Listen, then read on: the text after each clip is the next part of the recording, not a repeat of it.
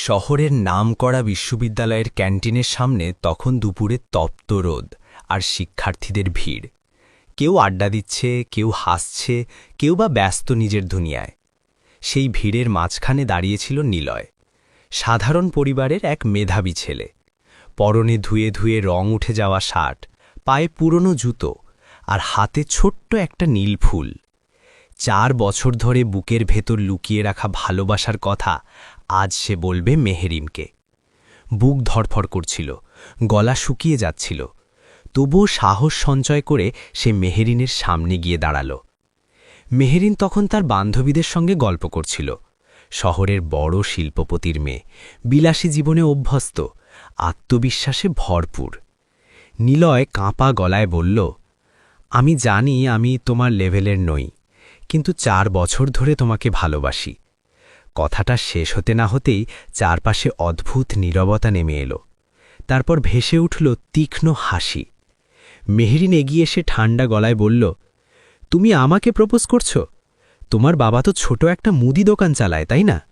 আগে আয়নায় নিজের অবস্থাটা দেখো। কথাগুলো নিলয়ের বুক চিড়ে গেল। সে শান্তভাবে বলল, আমার বাবা ছোট ব্যবসা করেন, কিন্তু তিনি সৎ মানুষ। ঠিক তখনই সামনে এলো আরিফ, বিশ্ববিদ্যালয়ের প্রভাবশালী ছাত্র।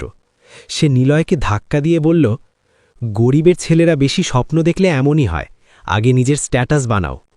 ভিড়ের মধ্যে কেউ প্রতিবাদ করল না, বরং অনেকেই মুচকি হাসল। মেহেরিন নিলয়ের হাত থেকে ফুলটা নিয়ে মাটিতে ফেলে দিল এবং বলল, আমার ছায়াও যেন তোমার ওপর না পড়ে। সেই মুহূর্তে নিলয়ের চোখে জল এলো না, কিন্তু ভেতরে ভেতরে তার আত্মসম্মান রক্তাক্ত হল। সন্ধ্যায় বাড়ি ফিরে নিলয় দেখল তার বাবা দোকানের হিসেবের খাতায় তাকিয়ে চুপ করে বসে আছেন। বিক্রি কম, ঋণের চাপ বেশি, মা ওষুধের টাকার চিন্তায় অস্থির। নিলয় বুঝতে পারল গরিব হওয়া এই সমাজে যেন এক অপরাধ। কয়েকদিন পর হঠাৎ দোকানে আগুন লেগে সব পুড়ে ছাই হয়ে গেল। লোকজন বলাবলি করছিল এটা দুর্ঘটনা নয়, কিন্তু কোনো প্রমাণ ছিল না। সেই আগুন যেন শুধু দোকান নয়, তাদের স্বপ্নও পুড়িয়ে দিল। বাবা ভেঙে পড়লেন, অসুস্থ হয়ে গেলেন। ঋণদাতারা দরজায় কড়া নাড়তে লাগল। সেই রাতে ছাদের ওপর দাঁড়িয়ে নিলয় আকাশের দিকে তাকিয়ে শপথ নিল সে একদিন ফিরবে, কিন্তু এই অপমানিত নিলয় হয়ে নয়। সে এমন কিছু হবে যাতে যারা আজ তাকে ছোট করেছে তারা একদিন তার সামনে মাথা নত করতে বাধ্য হয়। পরদিন সে বিশ্ববিদ্যালয় ছেড়ে দিল, কিন্তু পড়াশোনা ছাড়ল না। দিনে একটি ডেলিভারি কোম্পানিতে কাজ নিল, রাতে পুরনো ল্যাপটপে বসে ফ্রি অনলাইন কোর্স করে ডিজিটাল মার্কেটিং শিখতে শুরু করল।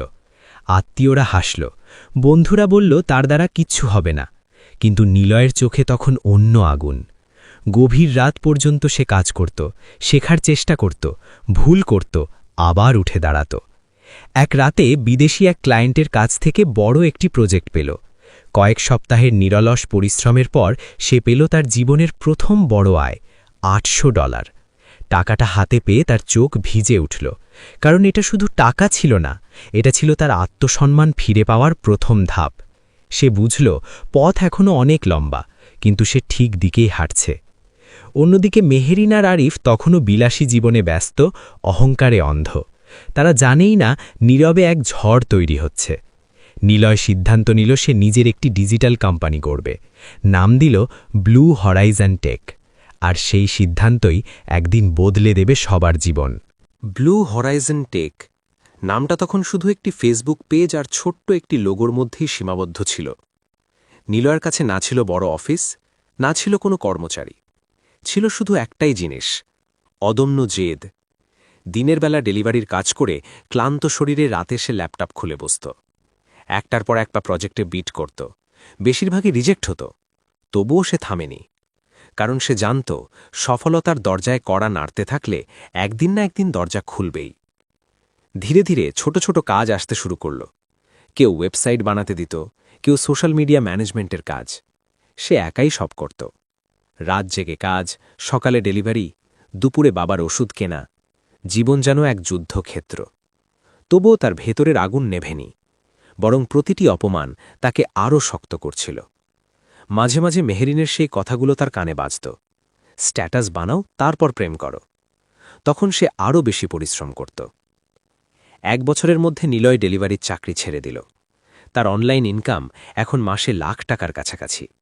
সে 2 জন তরুণকে নিয়ে ছোট্ট একটা ভাড়া অফিস নিল। ধীরে ধীরে ব্লু হরাইজন টেক দেশীয় কিছু কোম্পানির কাজ পেতে শুরু করল। তাদের করা একটি ই-কমার্স প্রজেক্ট হঠাৎ ভাইরাল হয়ে গেল। ক্লায়েন্টের ব্যবসা কয়েক গুণ বেড়ে গেল। সেই সাফল্য নিলয়ের কোম্পানিকে আলোচনায় নিয়ে এলো। এদিকে সময়ের চাকা ঘুরতে শুরু করেছে অন্যদিকেও। আরিফের বাবার ব্যবসা ধীরে ধীরে সমস্যায় পড়ছে।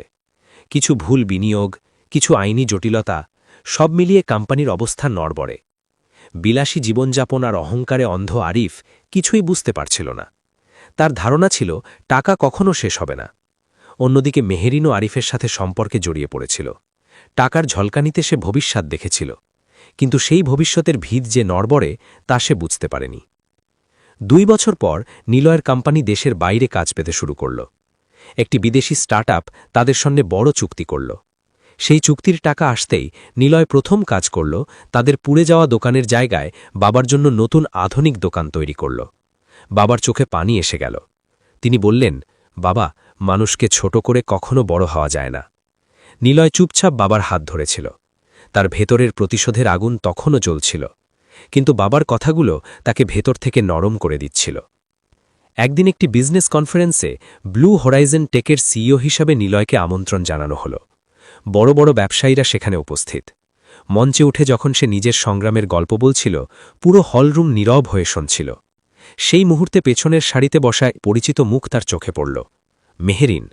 তার চোখে আর আগের অহংকার নেই, আছে ক্লান্তি আর অনিশ্চয়তা। কনফারেন্স শেষে মেহেরিন এগিয়ে এলো, কাঁপা গলায় বলল, নিলয়, তুমি অনেক বদলে গেছ। নিলয় শান্তভাবে বলল, মানুষ বদলায় না, পরিস্থিতি বদলায়। মেহেরিন কিছু বলতে গিয়ে থেমে গেল।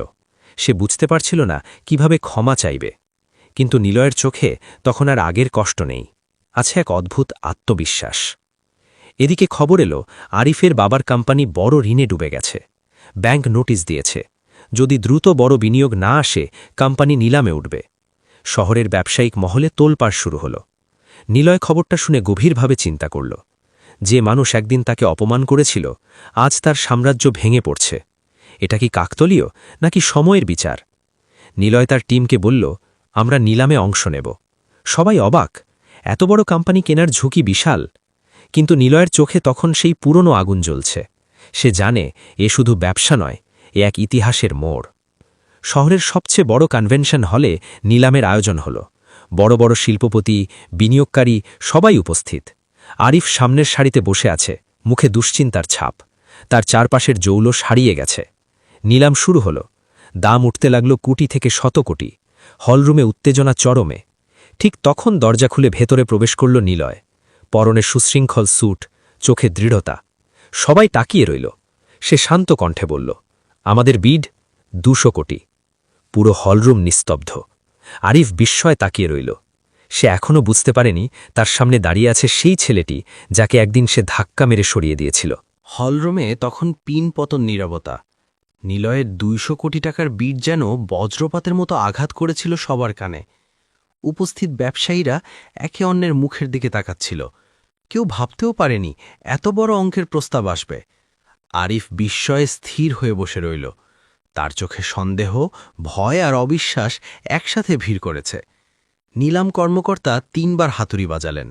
শেষ পর্যন্ত ঘোষণা হল, আরিফের বাবার সেই বিশাল কোম্পানির নতুন মালিক এখন নিলয় এবং তার প্রতিষ্ঠান ব্লু হরাইজন টেক। সই করার সময় আরিফ কাগজের দিকে তাকিয়ে হাত কাঁপছিল। ঠিক সেই মুহূর্তে নিলয় ধীরে ধীরে সানগ্লাস খুলে তার দিকে তাকাল। দুজনের চোখাচোখি হল। আরিফ হঠাৎ যেন অতীতে ফিরে গেল। বিশ্ববিদ্যালয়ের সেই দিন, সেই ধাক্কা, সেই অপমান। তার মুখ ফ্যাকাশে হয়ে গেল। তুমি নিলয়? কাপা গলায় সে বলল। নিলয় শান্তভাবে উত্তর দিল, হ্যাঁ, সেই নিলয় যাকে তুমি বলেছিলে আগে স্টেটাস বানাতে। কথাগুলো বলার সময় তার কণ্ঠে কোনো রাগ ছিল না, ছিল দৃঢ় আত্মবিশ্বাস। কোম্পানির মালিকানা হস্তান্তরের পর নিলয় সিদ্ধান্ত নিল প্রতিষ্ঠানটিকে নতুনভাবে গড়ে তুলবে। পুরনো অনিয়ম বন্ধ করে স্বচ্ছ নিয়মে ব্যবসা চালু করবে। সে জানত শুধু প্রতিশোধ নিলে হবে না, প্রমাণ করতে হবে সততা আর দক্ষতা দিয়েও সাম্রাজ্য করা যায়। কয়েকদিন পর সে জানতে পারল কোম্পানির এক বিভাগে মেহরিন অস্থায়ী চাকরি করছে। আরিফের ব্যবসা ভেঙে পড়ার পর তাদের সম্পর্কও টেকেনি। মেহরিন এখন অসুস্থ মাকে নিয়ে ভাড়া বাসায় থাকে। একদিন নিলয় তাকে তার কেবিনে ডাকল। মেহরিন ভয়ে ভয়ে ভেতরে ঢুকল। বিশাল কক্ষ, কাচের দেয়াল, সামনে বসে আছে এক সফল উদ্যোক্তা, কিন্তু সেই চোখ দুটো তার চেনা। মেহরিনের গলা শুকিয়ে গেল। সে আস্তে বলল, স্যার, আমাকে ডেকেছেন? নিলয় চেয়ার থেকে উঠে দাঁড়াল। বসো মেহরিন, এখানে কেউ ছোট নয়। কথাটা শুনে মেহরিনের চোখ ভিজে উঠল। সে কাঁদতে কাঁদতে বলল, আমি ভুল করেছি নিলয়, টাকার অহংকারে অন্ধ ছিলাম, আমাকে ক্ষমা করো। নিলয় কিছুক্ষণ চুপ করে রইল। তারপর বলল, ক্ষমা চাওয়ার দরকার নেই, জীবন নিজেই সবার হিসেব করে দেয়। সে ডেস্কের ড্রয়ার খুলে একটি খাম বের করল।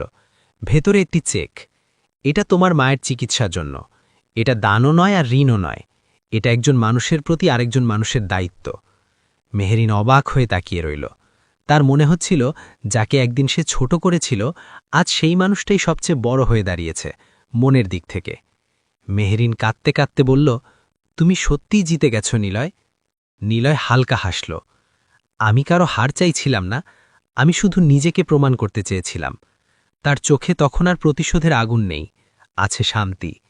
সে বুঝতে পেরেছে আসল বিজয় অন্যকে হারানো নয়, নিজের ভেতরের ক্ষোভকে জয় করা। সন্ধ্যায় বাড়ি ফিরে নিলয় বারান্দায় বসা বাবার পাশে গিয়ে বসল। বাবা পত্রিকা পড়ছিলেন। তিনি ছেলের মুখের দিকে তাকিয়ে বললেন, আজ তোকে খুব শান্ত লাগছে। নিলয় মৃদু হেসে বলল, বাবা, আজ বুঝেছি ক্ষমাই সবচেয়ে বড় শক্তি।